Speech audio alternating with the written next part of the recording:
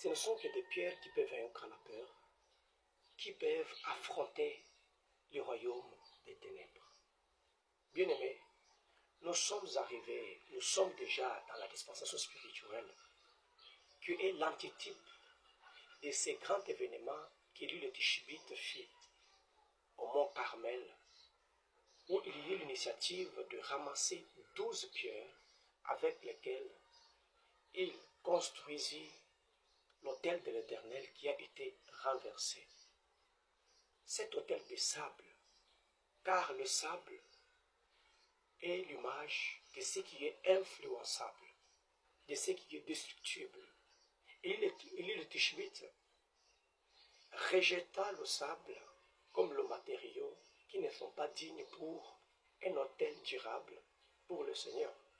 On le voit, il prit 12 pierres afin de reconstruire un autel. C'était vraiment prophétique, spirituel. Bien-aimé, écoutez une chose. Nous sommes dans la dispensation spirituelle où l'église du dernier virage, l'église du temps de la fin plutôt, doit être construite et non avec des frères et sœurs qui sont des sachets, qui sont de la poussière, mais ceux qui ont l'état de la constance. Donc quand je parle de Pierre, je vois la constance, je vois la fermeté, je vois la fidélité, je vois aussi la persévérance. Écoutez, dans 1 Pierre chapitre 2, versets 3 à 5, précisément 5, il est dit, vous aussi comme des pierres vivantes. Là, on parle de croyants, on parle du chrétien. En tant que pierre vivante, approchez-vous de lui.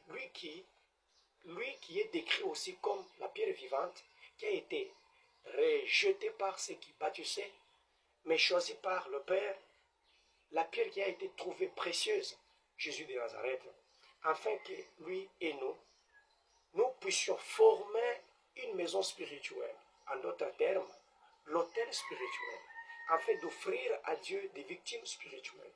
Bien-aimés, nous sommes dans les temps où le fait spirituel qui descend du ciel, l'effet du réveil, l'effet de l'impactation, l'effet de la puissance, des miracles et non des manquionnats, doit descendre que sur des hommes constants, des hommes forts, soit une pierre, et ne soit pas un serviteur de Dieu, un apôtre, un intercesseur, un évangéliste, un fidèle qui est sable.